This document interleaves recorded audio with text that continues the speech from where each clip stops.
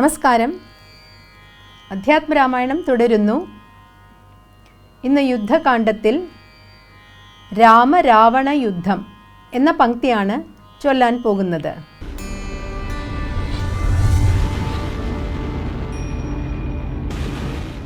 വൈദേഹിയെ കൊടുത്തിടുക രാമനു, സോദരനായി കൊണ്ടു രാജ്യവും നൽകുക.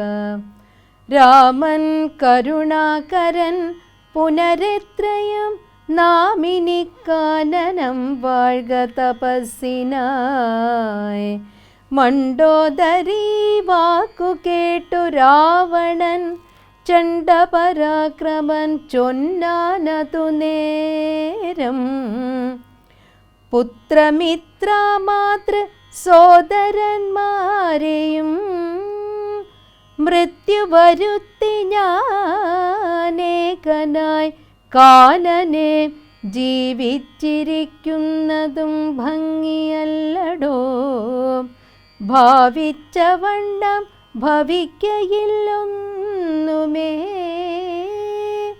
രാഘവൻ തന്നോടെതിർത്ത് യുദ്ധം ചെയ്തു വൈകുണ്ഠരാജ്യം അനുഭവിച്ചിടുവൻ.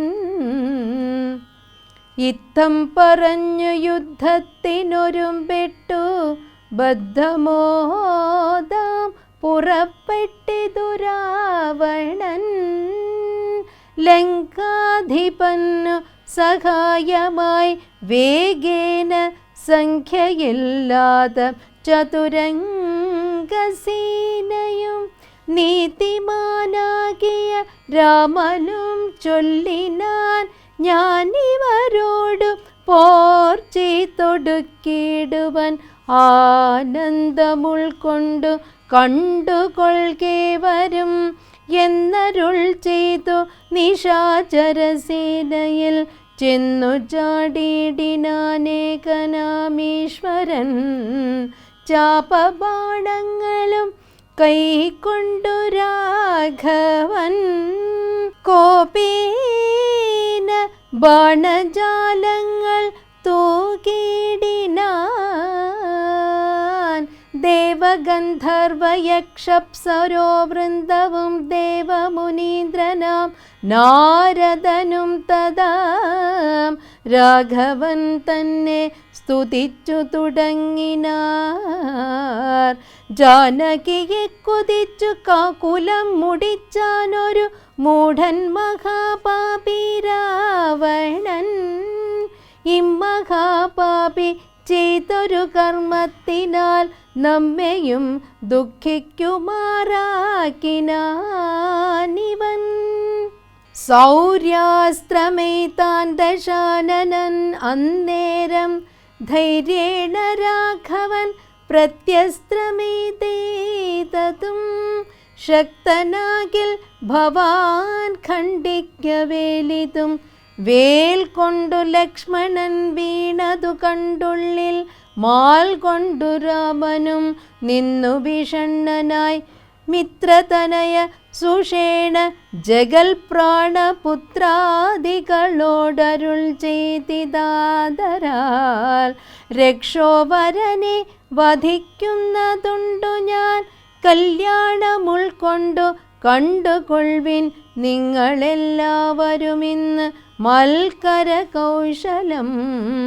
രാഘവ രാവണന്മാർ തമ്മിലിങ്ങനെ മേഘങ്ങൾ മാരി ചൊരിയുന്നതുപോലെ സോദരൻ വീണുകിടക്കുന്നതോർത്തുള്ളിൽ ആധി മുഴുത്തു രഘുകുലനായകൻ.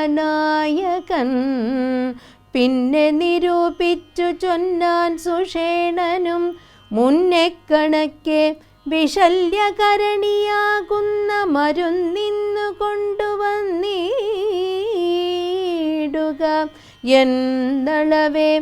ഹനുമാനും വിരവോടു ചെന്നു മരുന്നും കൊണ്ടുവന്നിടിനാൻ. രക്ഷോവരനോടെതിർത്താനതിദ്രുതം തേരുമൊരുമിച്ചു വന്നു ദശാസ്യനും പോരിനു രാഘവനോടെതിർത്തിടിനാൻ. പാരിൽ നിന്നിക്ഷ്വാകുവംശതിലകനും തേരിൽ നിന്നാശരവംശതിലകനും ഇന്ദ്രനും വാതലിയോടു ചൊന്നാൻ. മമശ്യന്തനം കൊണ്ടക്കൊടുക്ക നീ വൈകാതെ, ശ്രീരാഘവനു ഹിതം വരുമാറു നീ തേരും തെളിച്ചു കൊടുക്ക മടിയാതെ. മാതലി താനതു കേട്ടുടൻ തേരുമായി ഭൂതലം തന്നിലിഴഞ്ഞു ചൊല്ലിടിനാൻ. തേരതിലാശു കരേറുക പോരിനായി, മാരുതതുല്യ വേഗേന നടത്തുവൻ എന്നതു കേട്ടു രഥത്തെയും ബന്ധിച്ചു മന്നവൻ തേരിലം മാറു കരേറിനാൻ. ഇന്നോടു നാളെയോടൊന്നു തിരഞ്ഞിടും മന്നവനോടുള്ള പോരെന്നറിക നീ. സൂതനും തേരതിവേഗേന പൂട്ടിനാൻ. ക്രോധം മുഴുത്തങ്ങടുത്തിതു രാമനും തങ്ങളിലേറ്റമണഞ്ഞു പൊരുതളവങ്ങുമിങ്ങും നിറയുന്ന ശരങ്ങളാൽ.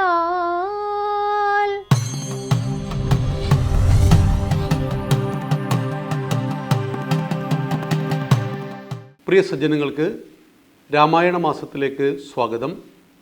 ശ്രീരാമചന്ദ്രൻ വിജയിക്കട്ടെ. ഭഗവാന്റെ ജീവിതത്തിലെ ഏറ്റവും നിർണായകമായ വിഷമം നിറഞ്ഞ ഒരു ഘട്ടത്തിലൂടെ കടന്നു പോകുന്ന ഒരു സന്ദർഭമാണ് ഉത്തരകാണ്ഡത്തിലെ ഈ ഒരു സന്ദർഭം. ഭദ്രൻ പറയുകയാണ്, ഞാൻ ഒരു ഗ്രാമത്തിലൂടെ സഞ്ചരിക്കുമ്പോൾ ഒരു വലിയ കുടുംബ വഴക്ക് കേട്ടു. നാട്ടുകാരെല്ലാം അവിടെ ഓടിക്കൂടിയിരിക്കുന്നു. ഞാൻ അന്വേഷിച്ചപ്പോൾ കാര്യം മനസ്സിലായി. ഒരലക്കുകാരൻ അയാളുടെ ഭാര്യയോട് പറഞ്ഞു, നീ 3 ദിവസം നിൻ്റെ വീട്ടിൽ താമസിച്ചിട്ട് തിരിച്ചു വന്നോളൂ. അവളൊരു 15 ദിവസം കഴിഞ്ഞിട്ട് അമ്മാവൻ്റെ മകൻ മുറച്ചെറുക്കനുമായിട്ടാണ് തിരിച്ചു വരുന്നത്. ഇതോടുകൂടി ഇയാളുടെ കൺട്രോളെല്ലാം പോയി. ഇയാൾ അത്യുഗ്രത്തിൽ അവളെ ശാസിച്ചുകൊണ്ട് മർദ്ദിക്കാൻ തുടങ്ങി. നീ കളങ്കപ്പെട്ടവളാണെന്ന് പ്രഖ്യാപിക്കാൻ തുടങ്ങി. ഇതോടുകൂടിയാണ് നാട്ടുകാർ ഓടിക്കൂടിയത്. ആ കൂട്ടത്തിൽ ചാരനായ ഭദ്രനുമെത്തി. ഇയാൾ ബഹളം വല്ലാതെ തുടർന്നപ്പോൾ ഭദ്രൻ പറഞ്ഞു, അങ്ങനെയെങ്കിൽ നിങ്ങളുടെ ഈ വിഷയം നമുക്ക് രാജാവിനോട് രാമനോട് ചോദിക്കാം പരിഹാരമെന്ന് പറഞ്ഞ് കേട്ട ഉടൻ ഇയാൾ പറഞ്ഞു, 12 മാസക്കാലം സ്ത്രീലമ്പടനായ രാവണൻ്റെ കൊട്ടാരത്തിൽ താമസിച്ച സീതാദേവിയെ യാതൊരു നാണവുമില്ലാതെ വിളിച്ചു കൊണ്ടുവന്ന രാമനോട് എൻ്റെ ഭാര്യയെക്കുറിച്ച് നിങ്ങൾ അഭിപ്രായമൊന്നും ചോദിക്കേണ്ടതില്ല. ഇതറിഞ്ഞതും രാമൻ ഞെട്ടിത്തരിച്ചു പോയി. തൻ്റെ സഹധർമ്മിണിയെക്കുറിച്ച്, സീതാദേവിയെക്കുറിച്ച് അയോധ്യാവാസികളുടെ ഉള്ളിൽ സംശയങ്ങൾ ബാക്കിയുണ്ട് എന്നൊരു സത്യത്തെ രാമൻ മനസ്സിലാക്കി. എന്താണ് പരിഹാരം? ഉടനടി അനുജന്മാരെ വിളിക്കാൻ പറഞ്ഞു. അനുജന്മാരെല്ലാവരും വന്നു. ആരെങ്കിലും ഈ അധികാരം ഏറ്റെടുക്കൂ എന്ന് പറഞ്ഞപ്പോൾ, എന്താണ് ജ്യേഷ്ഠ സംഭവം? അപ്പോൾ പറഞ്ഞു. ഈ സംഭവമെല്ലാം പറഞ്ഞപ്പോൾ ലക്ഷ്മണൻ വാള് വലിച്ചൂരി അവൻ്റെ നാവ് ഞാൻ അരിഞ്ഞെടുക്കുന്നതാണെന്ന് പറഞ്ഞു. ഈ സമയത്ത് രാമൻ പറയുന്നൊരു വാക്കുണ്ട്, ലക്ഷ്മണ, വിമർശകൻ്റെ നാവരിയുന്നത് ഇക്ഷ്വാകു വംശത്തിൻ്റെ പാരമ്പര്യമാണോ എന്ന്.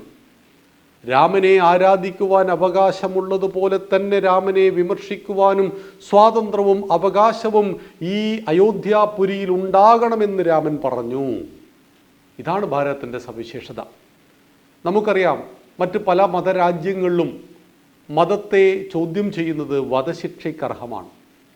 നബിയെ ചോദ്യം ചെയ്യരുത്, ഖുറാൻ ചോദ്യം ചെയ്യരുത്, ചോദ്യം ചെയ്താൽ അപ്പം കൊന്നുകളയുന്ന ഒരുപാട് പാകിസ്ഥാൻ പോലുള്ള സൗദി അറേബ്യ പോലുള്ള രാജ്യങ്ങളെ നമുക്കറിയാം.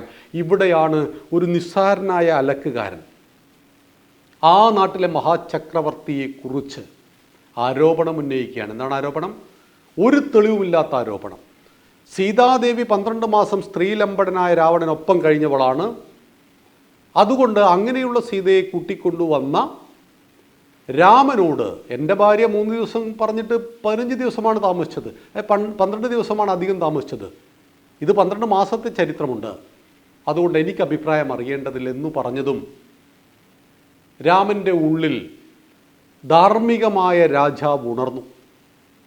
രാജാവും ഭർത്താവും തമ്മിലുള്ളൊരു സംഘർഷമാണ് പിന്നീട് അവിടെ നടക്കുന്നത്. രാമൻ എന്ന രാജാവ് പറയുന്നു, സീതയെ കാട്ടിൽ ഉപേക്ഷിക്കണം, അല്ലെങ്കിൽ സീതയെ കൊട്ടാരത്തിൽ നിന്ന് പരിത്യജിക്കണം. കാരണം സീതാദേവി കളങ്കപ്പെട്ടവളാണ് എന്ന് ഈ രാജ്യത്തിലെ പൗരന്മാർ വിശ്വസിക്കുമ്പോൾ രാജാവ് അന്തഃപുരത്തിൽ ഒന്നിച്ച് ജീവിച്ചുകൊണ്ട് സീതയെക്കുറിച്ച് അന്വേഷണം നടന്നതിൽ അർത്ഥമില്ല. സീതാദേവിയുടെ നിരപരാധിത്വം ബോധ്യപ്പെടുന്നത് വരെ, ജനങ്ങളുടെ ഉള്ളിലുള്ള ചിത്രം മായുന്നത് വരെ തീർച്ചയായിട്ടും രാജാവിൻ്റെ ഭാര്യ സകല സംശയങ്ങൾക്കും അതീതയായിരിക്കണം എന്ന ഒരു ബോധ്യം രാമനുണ്ടായി. ഇതേ സമയം രാമൻ എന്ന ഭർത്താവ് പറയുകയാണ്, നിറഗർഭിണിയാണവൾ, സുഖമെന്തെന്ന് അവൾ അറിഞ്ഞിട്ടില്ല. 13 കൊല്ലക്കാലം കാട്ടിലായിരുന്നു, 1 വർഷക്കാലം രാവണൻ്റെ തടവറയിലായിരുന്നു.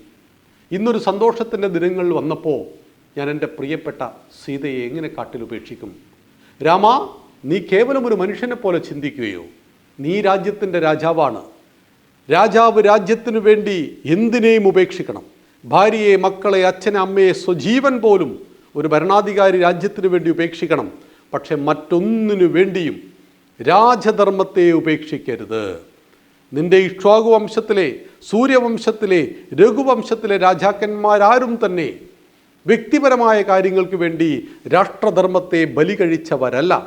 ആയതിനാൽ നീ രാജാവിനെ പോലെ ചിന്തിക്കണം, പ്രവർത്തിക്കണം. പ്രിയമുള്ളവരെ, ഉത്തരകാണ്ഡത്തിൽ വായിക്കേണ്ട ഒരു ഭാഗമാണിത്. രാമൻ എന്ന ഭർത്താവും രാമൻ എന്ന രാജാവും തമ്മിലുള്ള സംഘർഷം. ഒരു നിസ്സാരനായ പ്രജയ്ക്ക് പോലും രാമനെ വിമർശിക്കുവാൻ കഴിയുന്ന സാമൂഹ്യ വ്യവസ്ഥിതി ത്രേതായുഗത്തിലുണ്ടായിരുന്നുവെങ്കിൽ ഇത് ദ്വാപരയുഗത്തിലും മഹാഭാരതത്തിലും കാണാം. ശന്തനു മഹാരാജാവ് മുക്കുവ സ്ത്രീയായ ഒരു മുക്കുവ കുടിലിൽ താമസിക്കുന്ന സത്യവതിയെ കണ്ട് മോഹിച്ചു പോയി. സത്യവതിയെ കല്യാണം കഴിക്കണമെന്ന് ആവശ്യപ്പെട്ടപ്പോൾ സത്യവതി പറഞ്ഞു, അച്ഛനോട് ചോദിക്കണം. അച്ഛൻ്റെ അരികിൽ ചെന്നപ്പോൾ അച്ഛൻ പറയുകയാണ്, എൻ്റെ മകളെ കല്യാണം കഴിക്കണമെങ്കിൽ കണ്ടീഷൻ നമ്പർ 1, 2, 3, 4 ഇങ്ങനെ പറയുകയാണ്. നിങ്ങളുടെ മൂത്തപുത്രനെ രാജാവാക്കരുത്, എൻ്റെ കുട്ടിയെ രാജാവാക്കണം, ഇങ്ങനെ എല്ലാ കണ്ടീഷനും വെച്ചു. രാജാവ് ഇത് അംഗീകരിക്കാൻ കഴിയില്ല എന്ന് പറയുന്നു. നോക്കൂ, ഒരു മഹാരാജ്യത്തിൻ്റെ ചക്രവർത്തിക്കൊരു സ്ത്രീയിൽ മോഹമുദിച്ചാൽ, ഉത്തര കൊറിയയിലെ ഇപ്പോഴത്തെ സ്വച്ഛാധിപതിക്ക് എവിടെയെങ്കിലും വെച്ച് കണ്ട ഒരു പെൺകുട്ടിയിൽ മോഹമുദിച്ചാൽ അന്ന് വൈകുന്നേരം രാത്രിക്കുള്ളിൽ ആ കുട്ടി അവിടെ എത്തിയിരിക്കണമെന്ന് പറയുമ്പോൾ, മഹാരാജാവിന്, മഹാചക്രവർത്തിക്ക് കല്യാണം കഴിക്കുവാൻ തോന്നിയപ്പോൾ തൻ്റെ മകളെ കല്യാണം കഴിച്ചയക്കുവാൻ ഇന്നിന്നേ കണ്ടീഷൻ ഉണ്ടെന്ന് പറയുവാനുള്ള ധാർമ്മിക വ്യവസ്ഥിതിയുള്ള രാജ്യമാണ് നമ്മുടെ ഭാരതം എന്ന് നാം അറിയണം. ആ അഭിപ്രായ സ്വാതന്ത്ര്യം നമുക്ക് ഇന്നുമുണ്ട്. ഇവിടെ ജനാധിപത്യവും മതേതരത്വവും സോഷ്യലിസവും എല്ലാം നിലനിൽക്കുന്നത് ഈ ത്രേതായുഗത്തിലെ രാമൻ്റെ ചിന്തകളാണ്. രാമനെ ആരാധിക്കുവാൻ അവകാശമുള്ളതുപോലെ തന്നെ രാമനെ വിമർശിക്കുവാനും കഴിയുന്ന നാടാണ് അയോധ്യ, കോസലം എന്ന് രാമൻ പ്രഖ്യാപിക്കുമ്പോഴാണ് അലക്കുകാരൻ്റെ ആരോപണത്തിന് വിധേയമായി ഭാര്യയെ കാട്ടിൽ ഉപേക്ഷിക്കാൻ പാടുണ്ടോ എന്ന ചിന്ത. അവിടെ ഒരു അലക്കുകാരൻ മാത്രമായിരുന്നില്ല. രാമൻ ചോദിക്കുന്നുണ്ട് ഭദ്രനോട്, ഭദ്ര, ഈ അലക്കുകാരൻ ഇങ്ങനെ പറഞ്ഞപ്പോൾ ജനങ്ങൾ എന്തു പറഞ്ഞു? അവർ തല താഴ്ത്തി കരഞ്ഞുകൊണ്ട് അവരുടെ വീടുകളിലേക്ക് തിരിച്ചുപോയി. അവരാരും പ്രതികരിച്ചില്ല. എന്ന് വെച്ചാൽ ഒരലക്കുകാരൻ്റെ ഉള്ളിൽ മാത്രമല്ല ഇതുള്ളത്, അലക്കുകാരൻ പറഞ്ഞു എന്ന് മാത്രമാണ്. ഇത് അനവധി പ്രജകൾക്കുള്ളിൽ ഈ സംശയമുണ്ട്. അപ്പോൾ ലക്ഷ്മണൻ ചോദിക്കുന്നുണ്ട്, അഗ്നി പരീക്ഷ നടത്തിയതല്ലേ സീതാദേവി? എവിടെയാണ് ലക്ഷ്മണ അഗ്നി പരീക്ഷ നടന്നത്? അതങ്ങ് ലങ്കയിലാണ്. ഇത് അയോധ്യാവാസികൾ കണ്ടു ബോധിച്ചതാണോ? അയോധ്യവാസികൾ വാർത്ത മാത്രമേ കേട്ടിട്ടുള്ളൂ, അഗ്നി പരീക്ഷ അവർ കണ്ടിട്ടില്ല. അഗ്നിപരീക്ഷ കണ്ട് ബോധിച്ച ലങ്കാവാസികൾക്ക് സീതാദേവി ദേവിയായി പ്രതിഷ്ഠിക്കപ്പെട്ടു എങ്കിൽ ഇവിടെ സീതാദേവി അഗ്നിയിലൂടെ നടക്കുന്ന അവർ കണ്ടിട്ടില്ല. അപ്പോൾ അവർക്ക് സംശയങ്ങളുണ്ട്. ആ സംശയങ്ങളെ ദൂരീകരിക്കേണ്ടത് ഒരു രാജാവിൻ്റെ കടമയാണ്. രാജാവ് രാഷ്ട്രഹിതത്തിനായിട്ട് എന്തുമെന്തും ഉപേക്ഷിക്കേണ്ടതാണ് എന്ന വലിയൊരു പാഠമാണ് രാമൻ നമ്മെ പഠിപ്പിക്കുന്നത്.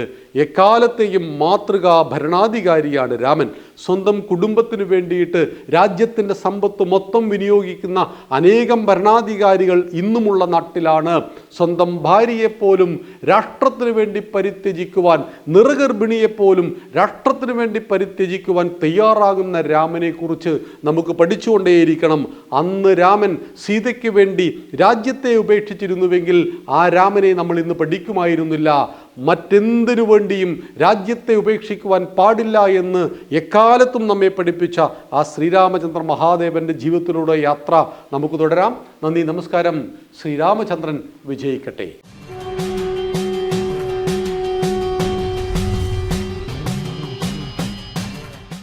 മധ്യ കേരളത്തിലെ പ്രസിദ്ധമായ നാലമ്പലങ്ങളിൽ മൂന്നാമത്തെ ക്ഷേത്രമാണ് മൂഴിക്കുളം ശ്രീ ലക്ഷ്മണ പെരുമാൾ ക്ഷേത്രം. കേരളത്തിന്റെ വിവിധ ഭാഗങ്ങളിൽ നിന്ന് നിരവധി ഭക്തരാണ് ഇവിടെ എത്തുന്നത്. കേരളത്തിന് പുറത്തു നിന്നും ഭക്തരെത്തുന്നുണ്ട്.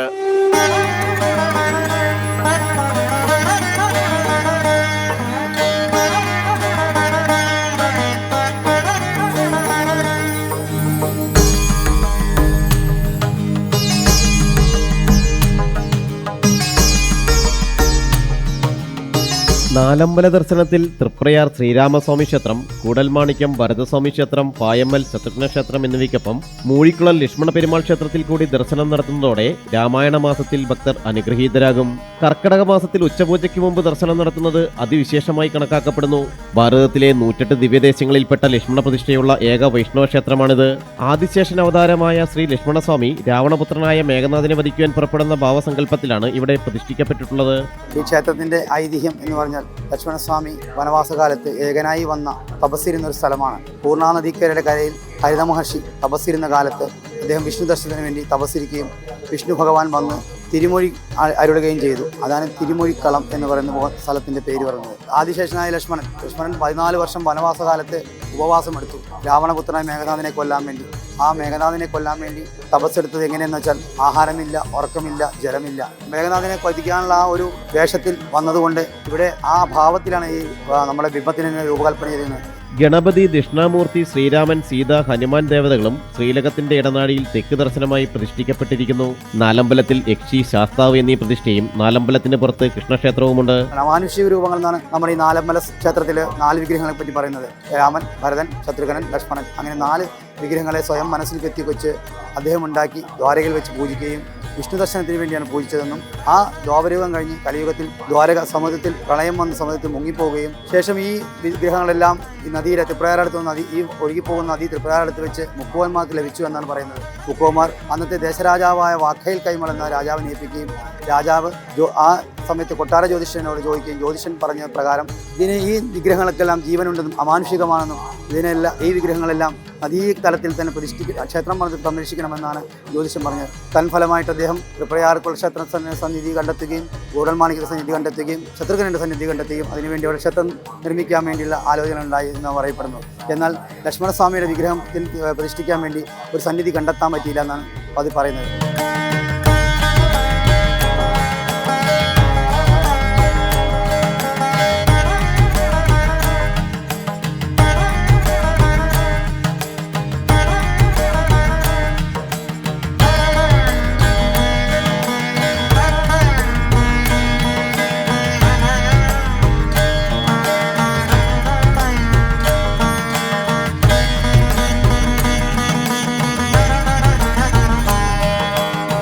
മലയാളക്കരയിൽ മാത്രമല്ല മറുനാട്ടിലും പുണ്യപുരാതന ക്ഷേത്രം പ്രസിദ്ധമാണ്.